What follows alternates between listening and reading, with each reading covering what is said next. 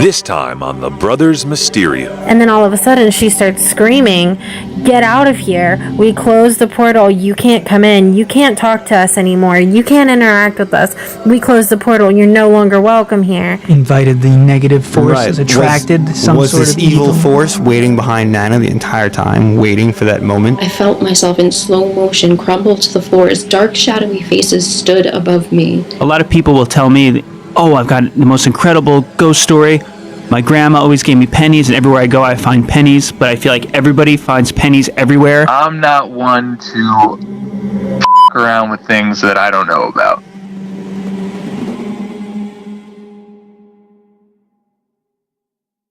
My brother and I have always been intrigued by the unexplainable. Like many, we're fascinated with stories of the supernatural, fringe science, and modern-day mysteries. Though we've seen no first-hand proof of its existence, our minds remain open to the possibility.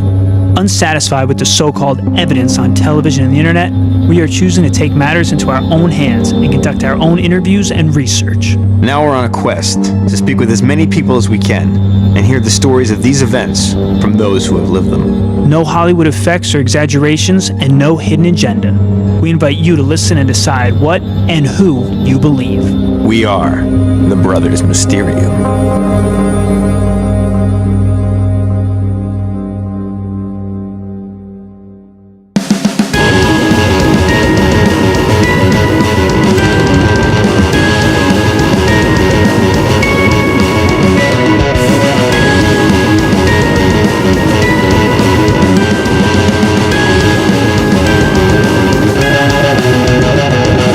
Hello and welcome to the Brothers Mysterium. I go by Tommy. He is known as Eric. Ayo. And we are the Brothers Mysterium. And this is the first show of 2019, another year in the books. We did it. They said it couldn't be done, but we survived a whole nother year. Happy New Year to all of our loyal listeners out there. Thanks for keeping it Mysterium. And on that note, if you haven't already, please rate and review us on whatever podcast provider you use. Give us a follow on Instagram or Twitter at Mysterium Bros. Give us a like on Facebook, facebook.com/The Brothers Mysterium. And we've got something kind of special today. Part 4 of the Ouija trilogy. That's right. Most trilogies only consist of 3 episodes, but here at the Brothers Mysterium, we make the rules, we break the rules, and when we want to go 4 instead of 3, we're going to do it. So we had so much great Ouija content from our listeners, from our research, from the people we talked to. It wasn't enough just for 3, so here comes episode 4.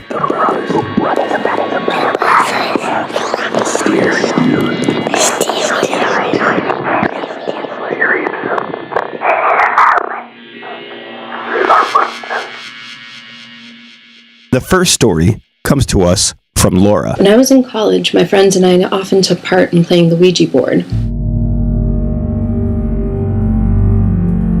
My one friend was very cautious about the supernatural and made it so we were not just a bunch of kids messing around with something out of our control.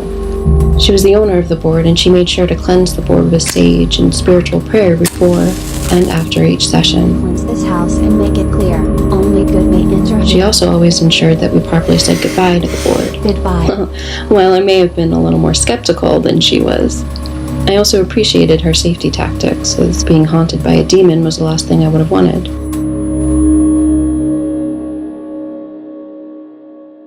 We logged hours of sessions using the board, and while we were always successfully able to contact some spirit, very few of them ever stuck.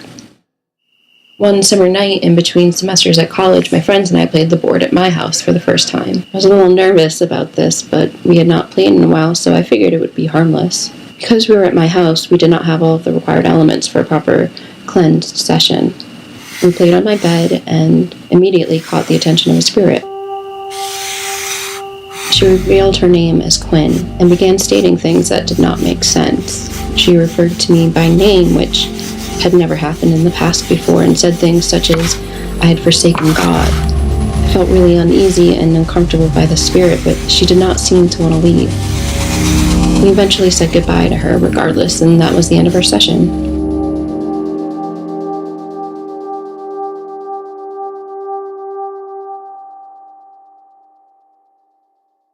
Nothing too out of the ordinary happened after that night in terms of traditional demonic presence. What I mean is, there were no items falling off of shelves or doors slamming or lights flickering. The only change was brought specifically to me, and occurred every night once I went to sleep.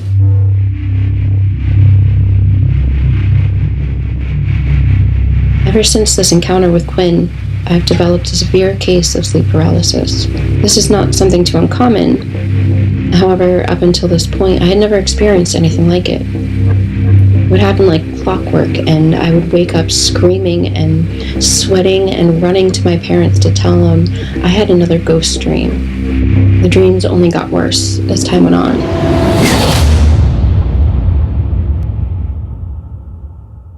When sharing my story with a different group of friends, they seemed both skeptical but eager to give it a shot. We all met up in my friend's basement and borrowed the same board from my other friend. Those who wanted to take part immediately took hold of the pointer, and I found myself requesting to speak with Quinn.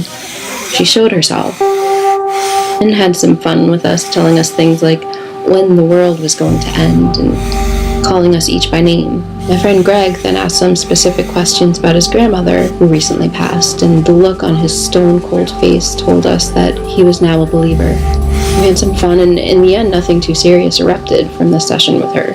I began to refer to her as my ghost, Quinn. While once again nothing too out of the ordinary happened, I still continued to have my ghost dreams regularly, and every night was more horrifying than the last. These dreams would start out unlike any other, and then I would walk into a secluded area of the building in which I was, such as a bathroom stall or a closet. It was once I entered these little rooms that the face would appear.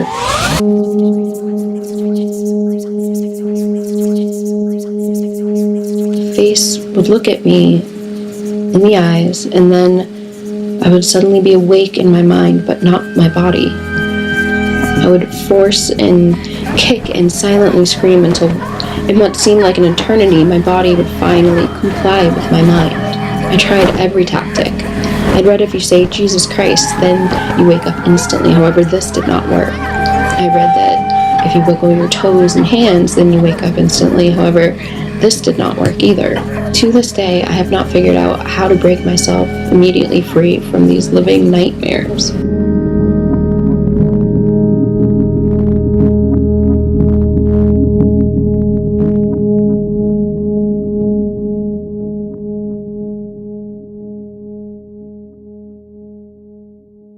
However, I am happy to say that they occur far less frequently than they used to. Despite all of this, I truly did not become a believer until I studied abroad in Spain, the summer before my senior year of college. I had no connection with the board while I was away, but for whatever reason, the ghost dreams hit me harder here than they ever did at home. My sleeping schedule was all off due to the time difference and the fact that we stayed out partying until 5 a.m. each night and went to class at 7.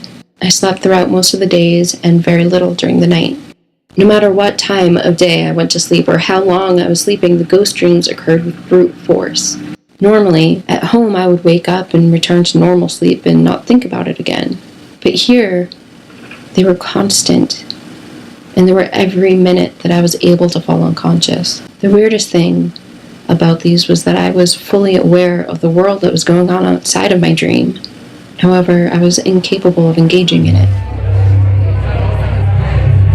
Because I would be sleeping in late afternoon, there would be a lot of noise going on in the dorm hallways and in the rooms next door, and I could actively hear every conversation that was taking place around me. I almost wish someone could have videotaped me sleeping, because I would love to have known if they could see my severe attempts at forcing myself awake. Another strange and new element to the ghost dreams was that I was constantly aware of Quinn while I was asleep. Her name would appear or be mentioned almost every time I was sleeping. One night, we got home particularly early and I went to sleep around 1 a.m. Spain time. The dream was unlike any other in that I was at a restaurant and then excused myself to go to the bathroom. When I got into the stall, I felt myself collapse, as if I had just been shot. I felt myself in slow motion crumble to the floor as dark, shadowy faces stood above me. It was during this moment that the conscious panic began to ensue as I had begun to try to force myself awake. It took longer than usual this time. At least it felt like it did.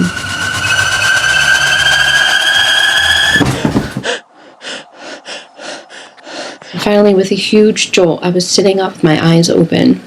And the second they opened, I have chills right now typing this because I remember it so vividly.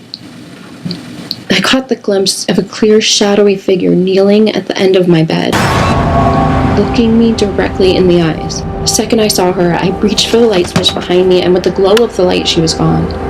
She had the face and body of what appeared to be a young girl. Her hair was short and brown, and she did not smile. I felt short of breath, and began gasping for air upon realization of what I had just seen. To this day, I swear by this account that it was 100% real. I do not know if it was Quinn showing herself to me, as I never heard from Quinn again. I have played the board with friends since at their houses, however, nothing like this event ever happened again. To this day, I still experience the ghost dreams, or sleep paralysis as it is commonly known, but I am thankful they are more rare than common.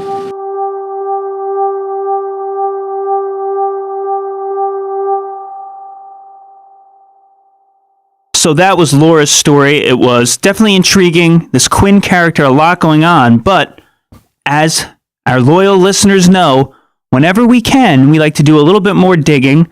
We like to explore things as deeply as we can, fact check, get different perspectives, different accounts.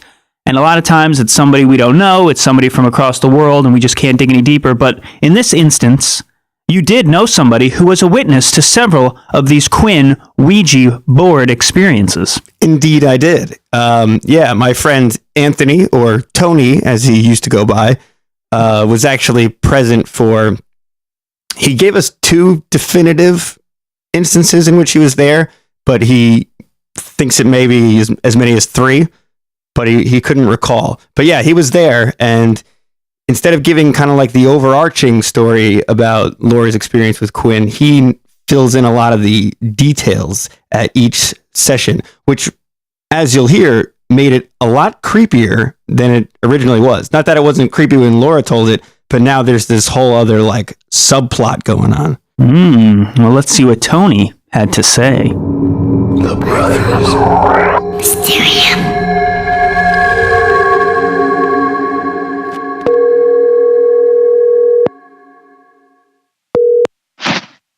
Hello? Hello? Hey. Can you hear me? Yep. Okay, cool. As we said, Awesome. This is Eric's longtime friend Anthony, or Tony, as we refer to him. Yeah. And before he tells us Laura's story from his own perspective, All right, what do you guys let's get the most important question out of the way. Is it Ouija or Ouija? That's always the question. Originally, it was Ouija, but then people said you were Ouijaing when you did it, so it just became Ouija. Yeah, so we called it a Ouija board. Yeah, nowadays everyone calls it a Ouija board. Just to reset the stage for you, Laura and Tony are both freshmen in college and just hanging around the dorms. I guess it was just a slow day. I think that's the best way to put it. It was probably a weekend. Right. Felt like it was either early fall, late summer, early fall, or it was in the spring. It's probably in the springtime. Just based on the context clues. So I was in my dorm and I lived with my roommate Nick, and across the hall was Big Rob. Okay. Who I'm sure you're familiar with. Yep. And for whatever reason, she was over there, Laura, talking to Big Rob, and she was saying something like she's home either that summer or like over winter break, and she had an experience with a Ouija board. As inevitably happens when the topic comes up, enter the naysayers. Yeah, so that set off a huge debate. You're full of shit. Like, those things aren't real. The general gist of the conversation being like, it's fake. Right, that era of skepticism. Yeah. Now, she immediately did not agree with that skepticism. And she was like, really selling it hard. Like, you have no idea how up it is. Like, they know things about me that nobody else knows. Speaking about this entity, Quinn. Right. and like, you know, really amped it up. And now my roommate Nick, he also sort of believed in like this weird spirit stuff. Okay. And he used to tell this story that when he and his now wife first got together in high school, wherever they would go, pennies would just be thrown at them. What? Seemingly out of nowhere. Like pennies would just fall from the sky. Okay. So it's not like people would pass them in the street and just start lobbing pennies at them. No, they would just get hit with pennies and look around and no idea what the source was.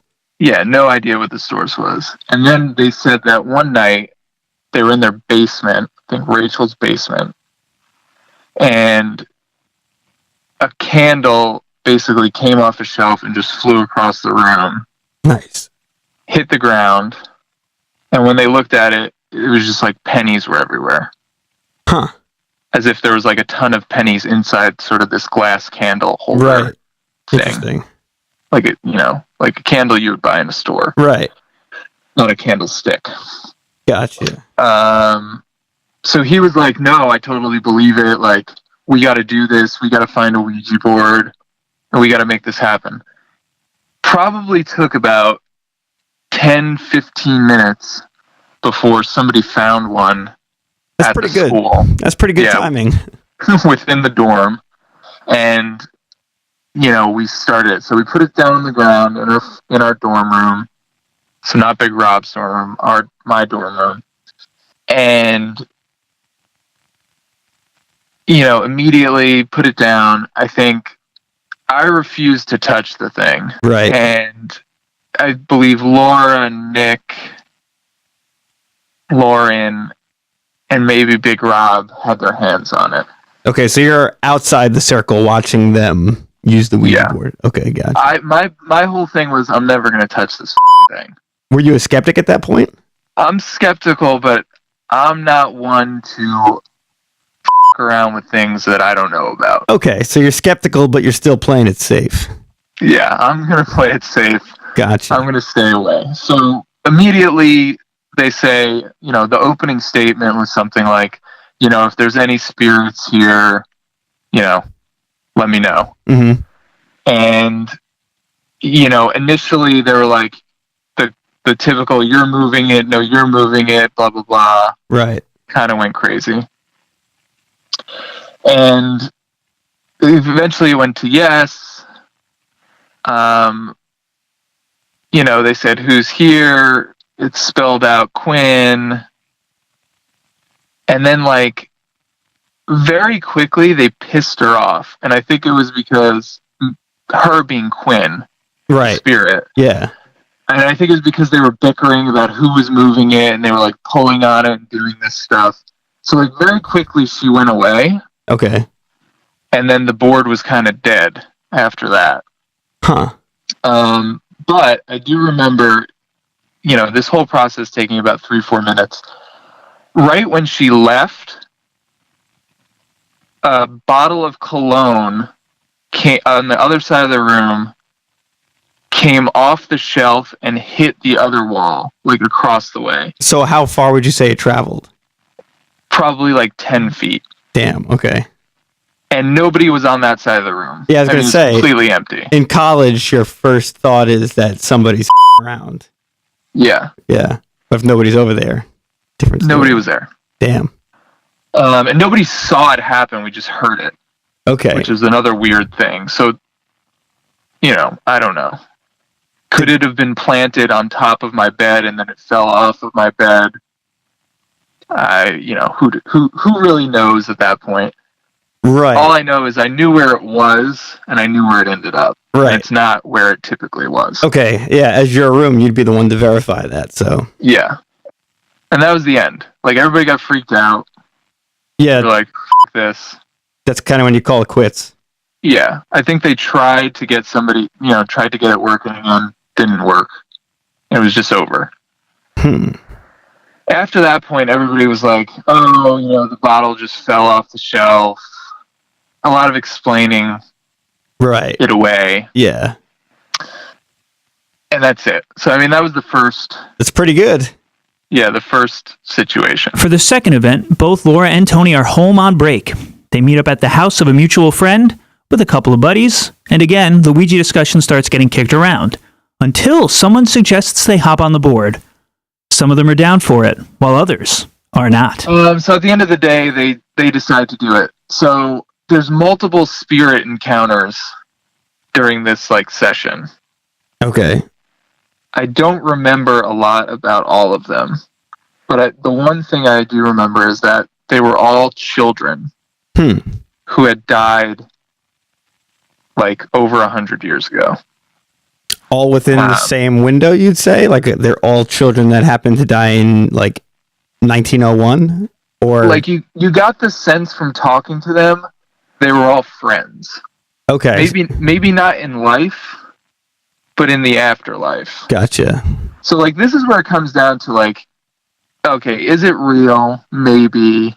Is it not real? If it's not real, the people who were manufacturing these stories right that night were incredible. They're good. It was very well planned out and very interesting overall.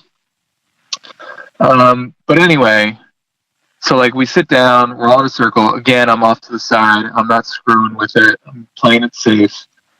And immediately they get in touch, and the first person who comes up is Quinn again. Right. And so, are there any spirits here? Yes. What's your name? Quinn.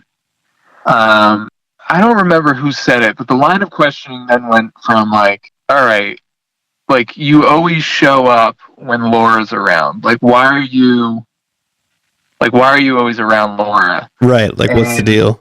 Yeah, somebody in the, Quinn, whatever you want to call her, said, oh, I like Laura. I like following her around. Mm-hmm. That was the general gist of what they said. And we're why? And then they were I like her smile. Or something like that. And they were okay, that's a little weird. How long have you been following Laura? And I think she said 16 years. Damn. So before they even made contact, supposedly Quinn had been following her. Yeah. So Quinn knew everything about her. And I think we asked a bunch of questions about Laura's childhood and stuff, and Quinn sort of was navigating that right. And Laura was let me set the mood for the people in the room. They were kind of not freaking out, but they were impressed by this. Laura was freaking out that all of this stuff was coming up in public. Right. These little weird things about her childhood. Yeah. Then we started asking questions about Quinn, who are you? And she said that she was a black slave during the Civil War period. Okay. And she had died when she was 12 or 13 years old. Mm-hmm. And in the afterlife, she was stuck at that age. So she was very 12, 13. She was spelling words wrong. Right. Bigger words, but we could figure it out. Yeah. And then she said, I got a lot of friends too here. Do you want to talk to them? Mm-hmm. So then they came through the board. And then it was just really, it was kind of really sad. And it was there was two other people that came through, I think. They were between the ages of 5 and 8, I want to say. Okay. And they said they were murdered or they were raped, very bad childhoods. They were from the same time period as Quinn, so Civil War period. Right. Pre-Civil War. They had died in these terrible circumstances. But they were acting like kids, they were fucking with us. Right. So we'd ask them a serious question, and they would say this horrible thing, oh, I was hung and killed, and we'd be are you serious? And they'd be maybe. And they'd be no, are you messing around? And they're well, probably, yeah, I'm screwing with you. Huh. So they were playing with our emotions. And then we were are you even real? Are you just Quinn, pretending to be somebody? and they were like, maybe. So like they were playing along with all these little side questions and things. Right. And that's really it. That's all I remember. Yeah, that's pretty wild. Someone, if they were faking it, would have to be pretty committed. Yeah, I mean, it was very. And now these were like Laura's childhood friends, so if they were in on it together, they could have made it seem right, like they knew. One of them could have known like one of these things each. Right, you're right. Like they set her up with questions that she knew her friends knew the answers to already. Yeah. I gotcha. Yep. All right. Thank you very, very much. I'll let you know when the episode drops. That was awesome. Sounds good. Yeah. All right, man. Tell Cobus I said what's up. I will. All right. Later. See ya. So Tony mentioned right up top his friends who have the penny incident where everywhere they go, they're like hit by pennies. And I kind of hate that because, and I've said several times, a lot of people will tell me, oh, I've got the most incredible ghost story. My grandma always gave me pennies, and everywhere I go, I find pennies. But I feel like everybody finds pennies everywhere. Absolutely. Or when you're looking for something, you can find it anywhere. So if you're like, but pennies is like pennies is very common. Or if it's like, Aunt Bessie loved butterflies, and then you're always on the lookout for a butterfly. Right. There's a butterfly sticker. There's a butterfly in this picture. It's like when you're purposely seeking something out. And I know it's a nice thought to say, oh, that's her watching over me. She's with me. She's saying hello.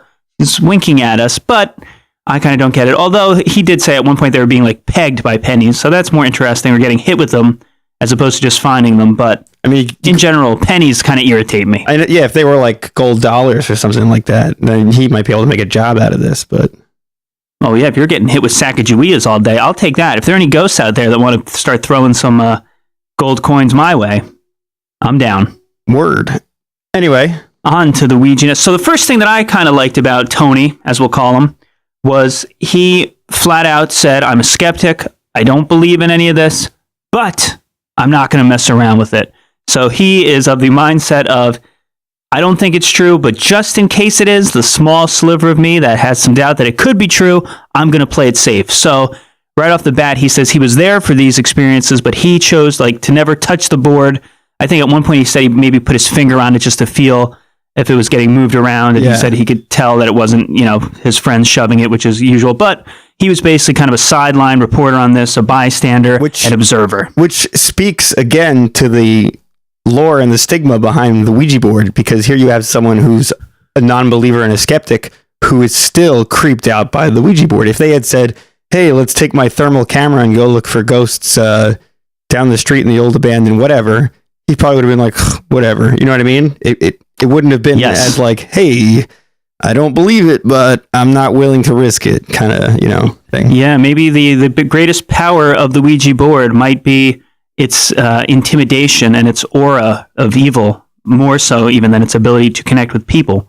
As Tony makes clear, even doubters are still hesitant to even play it. Right. So the first thing I'll say is that I just kind of wondered in hearing Tony speak about these events was obviously the common thread here is that Laura is always there and present. So is she subconsciously, I don't think she's doing it as a prank, but knowing that she's had run-ins with Quinn and had all these nightmares with Quinn and stuff, is it like, is she sitting down and let's play Ouija? And she's already going like, oh, I hope Quinn doesn't come through again. Oh God, not Quinn. And then she's like either attracting the spirit of Quinn or subconsciously, maybe with the ideomotor effect, she's the one who's guiding it to spell out who's here, Quinn, every single time. Yeah. Or is it her friends maybe? I mean, either kind of doing it as a goof on her or subconsciously them who know about Quinn and know details of Laura's life.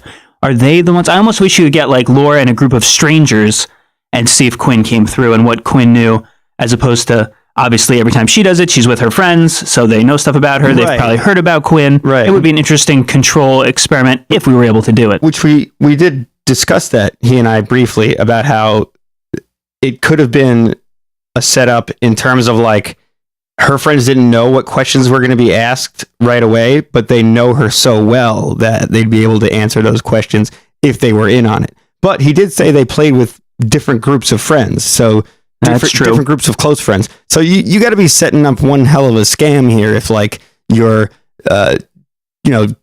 staging all your groups of friends and scripting them on this, like, keep this Ouija thing going for me. You know what I mean? Yeah, that's very true. And I think he even said if it was a scam or somebody playing a prank, he's like, it was so elaborate and so well done that they would have had to have really met up beforehand and said like, okay, we're going to spell this and do this, and this will be the backstory.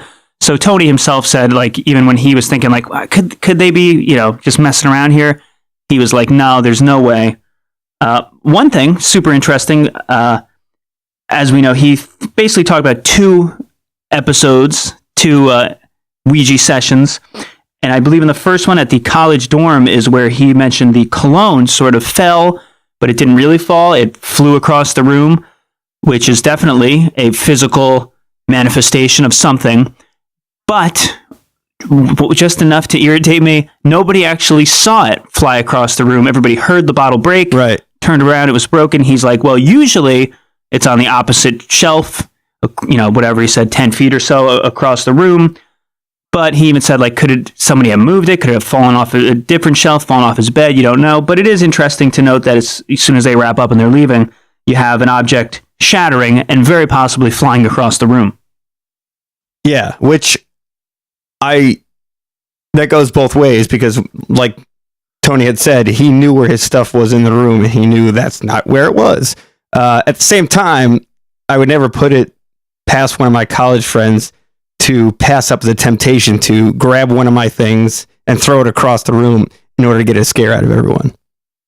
Yeah, or even just when you pack a room full of people, if somebody just picked it up, sprayed himself, and put it on the other shelf or put it, balanced it wrong somewhere. Right. We need a real crime scene investigation unit to go in and determine where the break happened and stuff. But there's some doubt as to that one. Nobody, unfortunately, actually saw the bottle, on its own leap off the shelf and fly across the wall.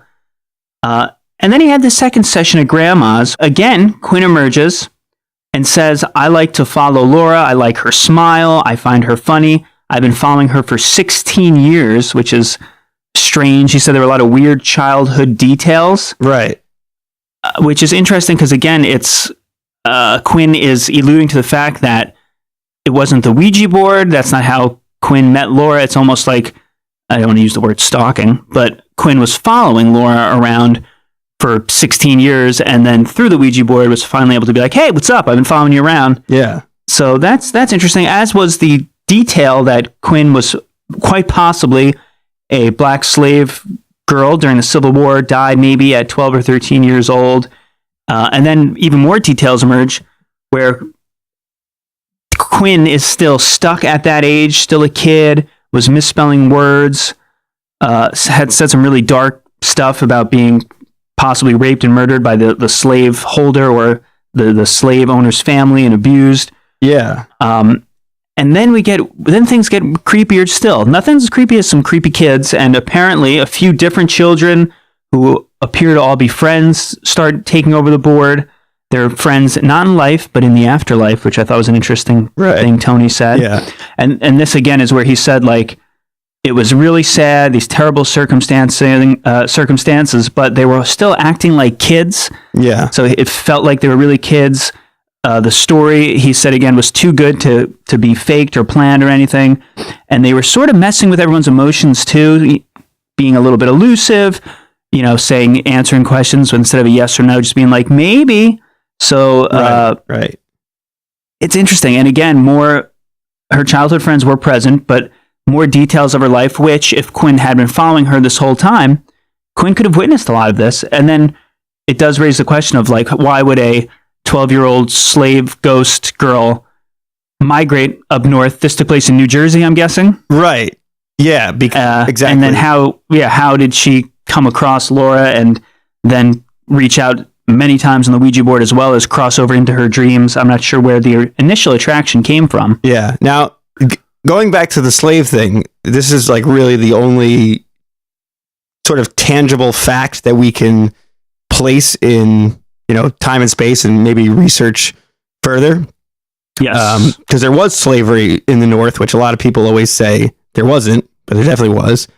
And just going off the idea of slavery, because they said, my first thought was, oh, she was a slave up north here in New Jersey. But Tony seemed to say, no, we thought she was from down south, and gave the year 1860. And I feel like whenever anyone thinks of like generic slave facts, it's always down south, 1860s. You know what I mean? Yeah, that's like the textbook example. Right. On another note, I have been going through some United States Census slave schedules, which were pretty much elements of a census that were used to track slaves in certain states. I forget which ones, not all the slave states, but many of them. And the National Archives has like microfilmed all the original manuscripts for those states. And the name Quinn is actually a pretty common slave name. And there are many from the ages of 6.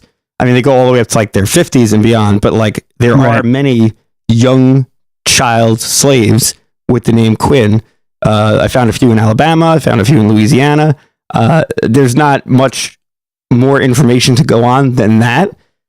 But just to counteract my, like you said, the textbook example of a slave thing, it also turns out that here's another fact about slaves from down south, which is not such a textbook fact. Hello? I thought you were going to say one more thing. No, I'm just saying that the Quinn fact is that's a common slave name, particularly for younger female slaves, is not something somebody pulls out of their back pocket. Like, right. They didn't say, some typical Southern name. Right. So that is very interesting. I wish we had more detail to really search, if we can narrow it down to, the slave owner's last name or a state or something, but we can only work with what we got. Right, which is why anyone going forward, a Mysterium tip, I don't know what number tip this is, but it's a tip. When you're doing Ouija sessions, I would write every answer down as accurately as you can, along with the question, which you should have the questions written down beforehand if you've been listening. But I would write the answers down, because then you can go back and really solidify the true information, right, about the story or who you may have contacted. Because a lot of times people remember details, but not enough details to really pin it down. They'll be like, oh, I think it was this year. I think he looked like this. He may have had parents, Right. Yeah. As time goes by, the memory fades or can change. So also, I will say I agree with you in writing down both question and answer, but even have your phone, just hit record, especially nowadays. It's so easy to... There you go. You don't even need to go out and buy a little tape recorder or carry around your laptop. Just get your phone out, hit record, and you'll hear yourselves, and you'll hear your reactions, and you'll be spelling Q, you. Are you moving it? No, man, you are. I-N-N, whoa. So, but anyone who had hopes of being a Ouija stenographer, sorry, you've been replaced by technology. As is the way of life. It's 2019, baby. It's the future. That's right. Another interesting thing to note is Tony said from witnessing it at college and at the grandma's house and the sessions he was a part of that Quinn was always consistent, even with different people using the board. And he also says Quinn kind of had the ability to cut people down and recognize their insecurities and kind of tease them about it, or be like flat out mean and hurtful towards people, which I found very interesting. And that tied into what he said next, which is sort of a weird thing where Laura also said when using the board, Quinn would kind of say like when the world is going to end, and sort of catastrophic, apocalyptic prophecy type answers and statements and stuff. Yeah. Yeah. But definitely the intensity of the board carrying over into the dreams. You can obviously say, was that just Laura was so disturbed by Quinn that she's creating these nightmares herself, or was there truly something happening? Yeah. Let's listen to our last story. The Brothers Mysterium.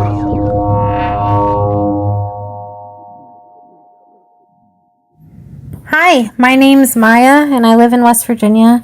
I'm 27 years old. And in 2002, when I was 14, my friend Tessa's Nana passed away.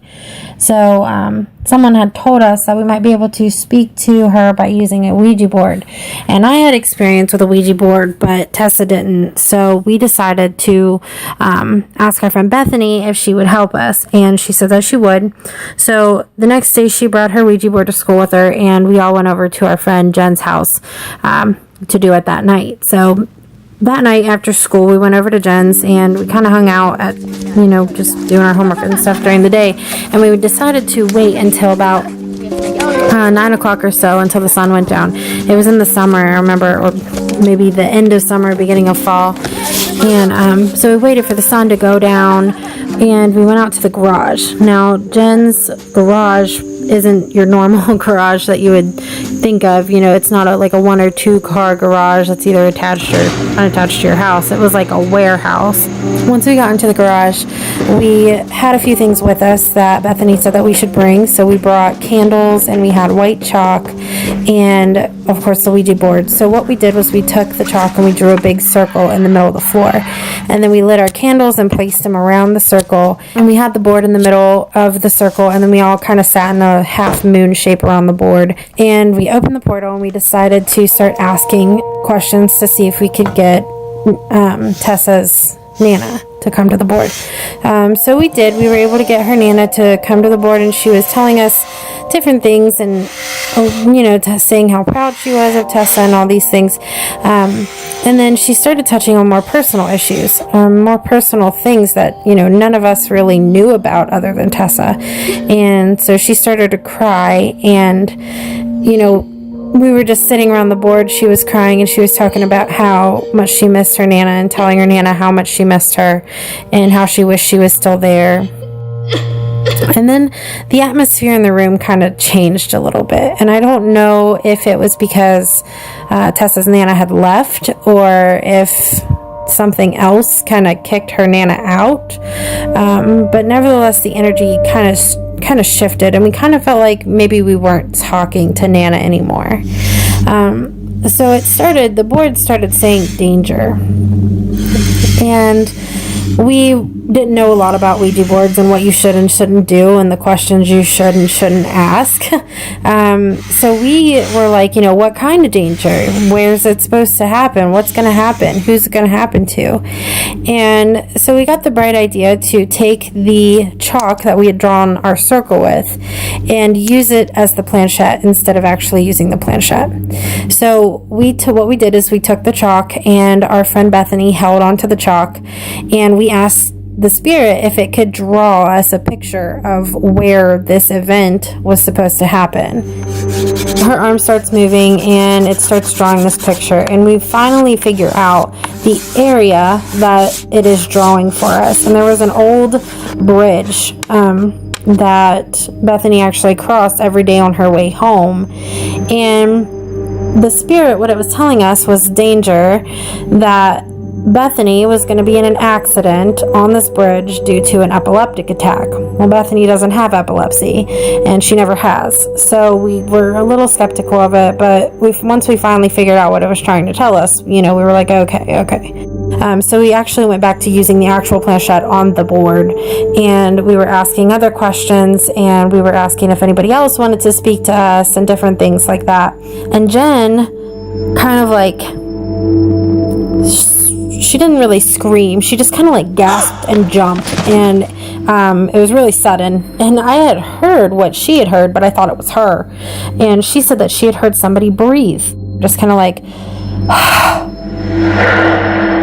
So we start saying, are you here? Where are you at? And the planchette on the board moved all the way over to where Jess was and went off of the board. And we were like, okay, so you're here, and do you want to, are you by Jess? What are you doing? And so the spirit kept moving the planchette all the way off the board over to where Jen was. So we finally decided, okay, well, let's change the topic. Well, right when we changed the topic, Jen started freaking out again, and she was like, hey guys, there's somebody touching my leg. Someone is touching my leg right now. And she was rubbing her right leg, and we could, she was saying, hey, feel this, you can feel where someone's touching me. So I remember reaching over and touching her leg where she was saying someone was touching her, and you could feel where the fingers were. I mean, it wasn't bumpy like somebody's hand was on her, but you could feel where each individual finger was placed on her leg, and it was just bone cold, like frozen cold. We started saying, hey, you know, we're in this protective circle. You can't come in here. You can't be in here with us. Please don't touch us. Please don't interact with us in that manner. So we closed the portal and thanked them for speaking with us and thanked them for all their warnings and all their advice and everything. We closed the portal out. So then my friend Bethany stands up and she's stretching, because we've probably been in there maybe about 2 to 3 hours at that point, speaking with these different spirits and things. So Bethany stands up and she's stretching, and she has her arms out completely in front of her, and she kind of stops stretching and she holds her arms out there, and she's like, guys, it's really cold right here in front of me. And I remember her arms were outside of the circle, and she said there was just like a wall of cold. And then all of a sudden, it's hard to explain. She stands up straight as a board, and it didn't look voluntary. It looked like something, you know, was doing something to her. She stood up straight as a board. Her back was completely straight. Her head was pointed towards the ceiling. She breathed in, and it almost looked like she was floating there in a way. Like her feet, she was on her very point tiptoes, like ballerinas when they stand on point. She was on her very tiptoes, and her head was facing the ceiling, and her eyes were wide open. And then the next thing you know, she faints.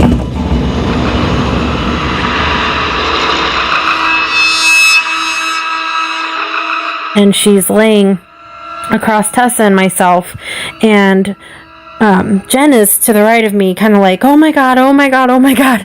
And I remember specifically slapping Bethany in the face because she just passed out. I was terrified. I'm slapping her in the face, and finally she wakes up and she's like, what's happening? What's going on? And then all of a sudden she starts screaming, get out of here. We closed the portal. You can't come in. You can't talk to us anymore. You can't interact with us. We closed the portal. You're no longer welcome here. And she starts screaming these things. So we all gather around the board again, and we put our hands on the planchette, and we're closing it out. We're saying thank you, and we're saying goodbye, and telling, you know, all the spirits, thank you for everything, but you can't talk to us anymore. The portal's now closed. So Tessa and I decide that we have to man up and go turn the light on. And Bethany's, you know, to the left of us freaking out, and Jen's to the right of us freaking out. So Tessa and I get up, we hold hands, and we start saying the Lord's Prayer because we're absolutely terrified. We both come from religious backgrounds. So we start saying the Lord's Prayer, and we run to the light and turn on the light.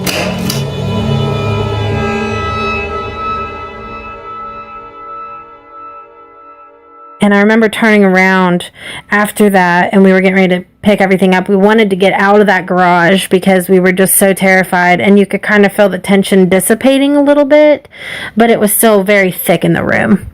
And so we turn around, and I remember Bethany was at that point just leaned over a barrel. I don't know if she was nauseous or what, but I remember she was leaned over a barrel and she was shaking. After that happened, we just kind of said screw it, and we took off running from the garage back into Jess's house.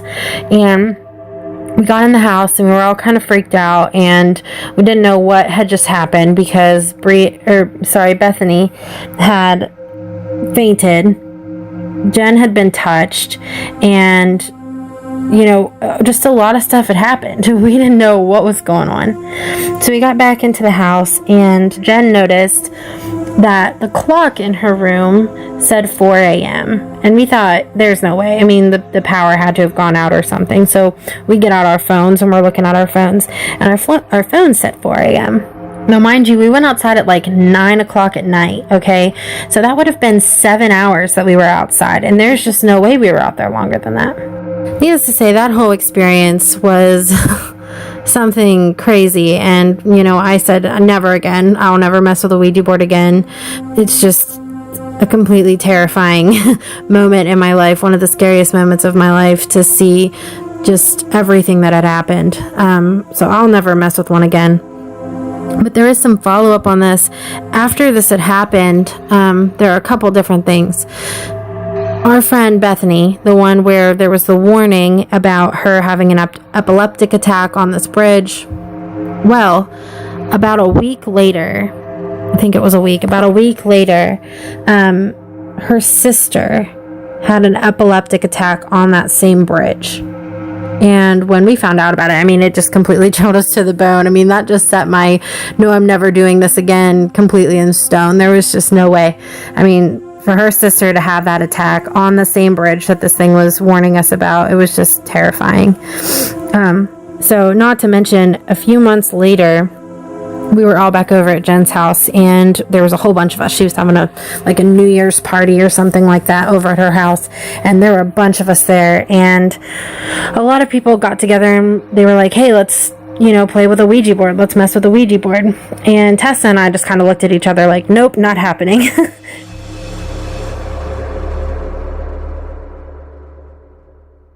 Well, that was intense. Indeed it was. First thing that struck me was this was the one story Where they try to reach out to a dead loved one? correct. Damn! They had somebody specific in mind. It wasn't just let's sit around and see what happens, see who comes through. I saw us taking notes simultaneously, and I was like, I bet she's writing the exact same thing. Yeah, they were going straight for Tessa's Nana. So, around 9 o'clock, they head out to the garage warehouse dealio. Of course, they have candles. They did bring some white chalk to draw a protective circle. Then they fire things up. It's working. Nana comes through. She's communicating. She's, saying some nice things. Then she starts getting a little more intimate with some of the details that only Tessa would have known. Whoa, Nana. Hey, come on now. I got friends over here. Would you say that the Ouija board is potentially the medium on a budget, if you will? Yeah, sure. That's how I viewed it in this case. Yeah, it's free. You can control it yourself. Well, or $7 at your local hobby store or whatever. Well, that's true. Unless your friend has one, then you just go to their house. Touche. But yeah, in this case, absolutely. Talking to Nana, it's great. Reconnecting, getting some answers. Seemed like Tessa was verified in that none of her friends knew the things that Nana was saying. We could argue it was Tessa's own subconscious that was moving the thing, but with so many people, it's probably a little bit harder to try to manipulate it. But anyway, everything's going great when all of a sudden the mood changes. There's a new energy. The atmosphere shifts, and then the word danger pops up, which is... Before we move on to that... Yes. What I want to say is that change in the atmosphere, Maya described it as Tessa was now sad that Nana was no longer here. So her emotional state, is that what then... Invited the negative forces, attracted some was sort this of evil force waiting behind Nana the entire time, waiting for that moment to... when Tessa would be vulnerable, to push Nana out of the way and step onto the board, if you will? Perhaps. And that's when things get intriguing. First, they then kind of decide to abandon the planchette. They take the chalk and they basically start doing what is known as automatic writing. I like the tactic, though. I couldn't tell you why. It feels dangerous to me. But I like Well, it's an interesting move that they basically said... Well, to like switch over cross platforms, if you will. Yeah, well, it's multimedia. Yeah. One interesting thing that Maya had said, which was cool, was she said she believed more people meant more energy, which meant the spirit could kind of do more. There would be more activity, since now it's drawing off the energy of 4 people, 5 people, 6 people, as opposed to just 2 people. So maybe more people means more energy. Could be better results. I don't know. Or it could muddle things. Yeah. A little more. Make it double-edged sword. Yeah. Make it easier to become confused about what's going on, or it then becomes more likely that there's a plant in the room, if you will. Somebody who's going to try to move it on purpose? Right, or someone who's going to try and manipulate the situation in some kind of way. This is me being a total negative Nancy here, but, gotta wear both hats. That is true. This is where I was kind of raised an eyebrow at how super specific this was, but there's sort of a the ominous danger message is cleared up in a way when it said that one of the girls is going to have, Bethany, I believe it was going to have some sort of an accident on the local bridge, and that accident would be due to an epileptic attack. Yeah. I don't think you could have any more specific of a message than that. That is very, very specific. Told you what's going to happen, where it's going to happen, and why it's going to take place. So I was like, well, that's really, really specific. Then there's sort of almost like a phantom voice takes place where they hear this breath, and more than one of them heard somebody breathe as if there was somebody sort of kind of lingering right on top of the group. Yeah. And more than one of them reacted to that. The one girl shot up screaming. Maya herself heard it. And that, like I said, is sort of this idea of phantom voices, which will be a future episode as well, where it's not an EVP. It's not something that you hear it later, but it's there in that moment. You hear a voice, you hear someone speak, or you hear someone breathe, and it's not someone of the participants living in that room. It's an unknown origin. Then we get suddenly now some physical contact. There's a leg touch, and the girls all say that they feel it. You can feel kind of the indentations where fingers would be. It's cold to the touch in that area. So it's very quickly escalating.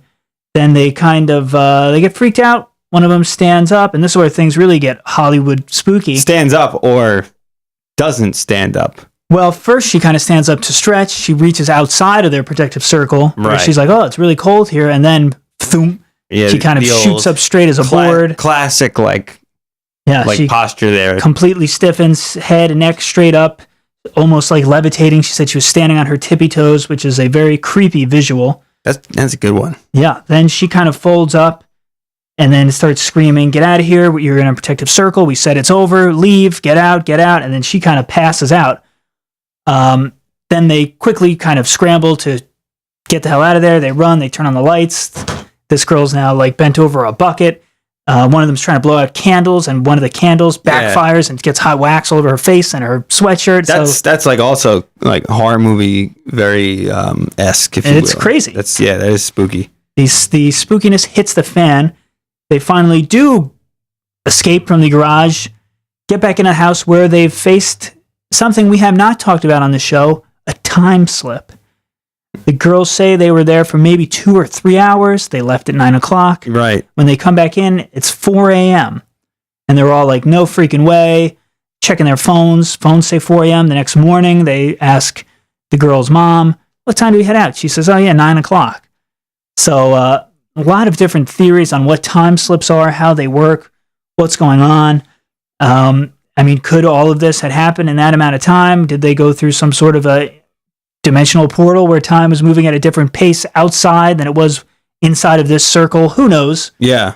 But the most interesting thing, I think, again, seeing as how there were so many people in the room, would be to hear every different account of what went on here.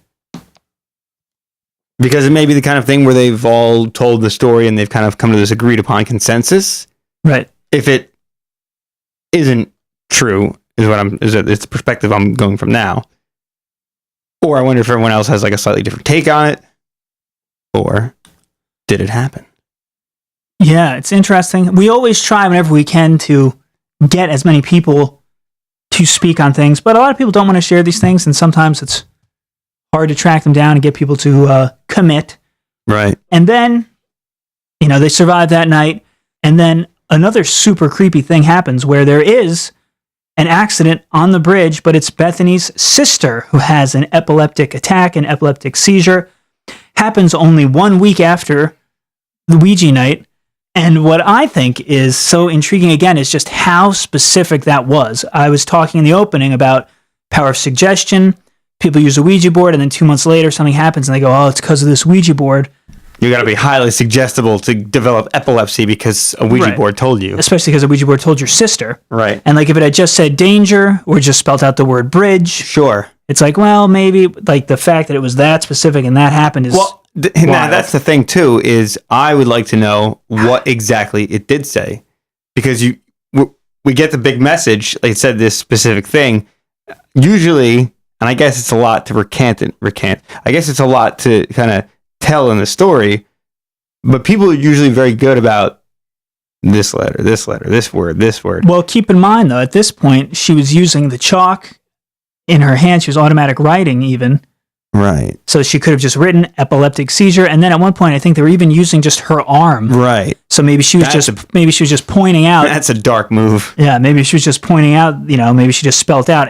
I don't know if they seizure, if they spell epileptic, they spelled out. We don't know those exact details. It's cool. I'll be the planchette. Yeah, we don't need a planchette, which also we said in the open where I said, why do you even need a planchette? Right. Why can't you just say, use me? Well, that means this may be the reason. Well, yeah, maybe it's not a good thing to invite spirits in. I also wonder what's the most ridiculous thing you could use that a spirit would agree to use also? Yeah, could you put a taco down and try to do that? Or how would you know where it's pointing? Would a spirit be annoyed at you? I don't know. Could just anger the spirits. Yeah. And then kind of the aftermath of that. Put a ball down, really piss them off. Yeah. Jen claims later that she was kind of pulled out of bed by her leg a few times after they had done the Ouija session. Don't know if that was some sort of lingering evil spirit or not. But a super intense story, super scary moments, and definitely straight up, that's as Ouija can get. That's what you want from a Ouija story. Sure. Unless you live through it, which Maya did. And what I appreciate is she says her advice to people is don't use a Ouija board. It's not worth it. But step one, don't even do it. It's because she had this terrible experience. Sure. Unlike people who said to me, you're going to do a Ouija board episode. You're doing this. You're an idiot. Don't even mess that. You're going to be sorry. And when I say, why? What was your bad experience? I never use those things. At least if you're going to tell other people not to do it, it's because she's done it and it did not go well. And I respect that she has a healthy fear of it. Yeah. Because things got a little crazy. It is interesting that everyone has their own advice about this. Yeah, I think it not goes every back. topic you get that kind of like. Right. Well, it's the Ouija board, man. Yeah. It's controversial. People, and the other thing too is, every story is different and every time you use it is different. Sometimes you get nothing. Oh, I wish I brought mine so badly. Sometimes you get a little something. Sometimes your friend stiffens up like a board and things go crazy and wild insanity, paranormal activity happens. Yes. But regardless, we have now talked about Ouija boards with the one and only Robert Murch, the historian and expert on Ouija boards. We talked Zozo the Demon with Darren Evans, the demonologist. We've heard many different tales of varying degrees of Ouija users and their experiences. So in conclusion, wrapping up our Ouija 4-part trilogy, what are your thoughts on the Ouija board? Have they changed at all throughout this process? So, yeah, the Ouija board, again, I think the most lasting effect that it has, supernatural or not, is this reputation that just really freaks people out, believer and non-believer alike. And that's the true power of the Ouija board, I'd say. Do they actually work in contacting the dead and things like that? To me, it's just another one of these things that one can be too easily manipulated, just like a medium lying to you, and two, produces information that is non-falsifiable. Like you can't measure it against anything mostly, and it's usually pretty vague stuff. I don't know. So I don't buy into it as a supernatural tool. I think it's rather a real life game that just happens to scare the shit out of everyone. Yes, I will agree. I feel like, except for the extreme cases where somebody gets a ton of information, they're able to really look it up and find out that, the name John Smith comes through and then all of their photos shatter on their wall, and then they look it up and John Smith was murdered in their house and they rip up the foundation and find his body, and then the paranormal activity stops. Besides those, which many of which are just the classic, our older brother told us a story of a friend or whatever, I feel like through our discussions and exploration that while I appreciate that anyone can use a Ouija board, and as we always say, like, you can't just say, I want to see a ghost and then see a ghost. You can't want to have a out-of-body experience and then just have one. You can't want to be abducted by aliens and then go out and get abducted. But you can sit down and experiment with a Ouija board, anyone, anywhere, anytime, by yourself or with a friend. So I like the accessibility of it, but I, like you, think it is more based on the user and their perceptions and their goals rather than it being an actual communication device or portal to the other side of the veil, as they say. Right. But, I mean, like all things, I will definitely keep trying and remain open to it and hope one day to have that mind-blowing experience that will then make me say, oh, I don't think it works. I know it works because it's spelt out this. But as of yet, as of today, I myself do not feel it really possesses the power to commune with the other side. Nor do I. But we did learn a lot. It is cool. And I think it's one of those things, too, where since it is so accessible, so many people have tried it and they have stories. And if nothing else, it's fun just to use on a boring Friday night. Scare your friends. Give yourself a little bit of a chill, just like telling ghost stories around the fire. It's a communal device for you and your friends to have a good time with or just scare each other. Yeah, for sure. Well, on that note, if you out there listening have had a Ouija experience that truly did blow your mind and you see it as proof that Ouija boards work, let us know. We are always down to revisit a topic, discuss it, especially with a new story, something where you can prove it. You found someone was truly dead in your basement or something happened that you view as concrete evidence. Let us know.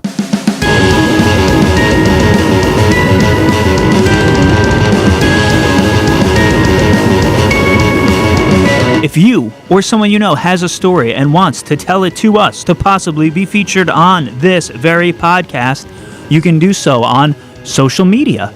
Go to facebook.com/The Brothers Mysterium. Reach out to us on Twitter or Instagram at Mysterium Bros. Email us at thebrothersmysterium@gmail.com or head on over to thebrothersmysterium.com and send us a message via our main site. Our theme song is by the band The Never Grin. And as always, thank you for listening to us.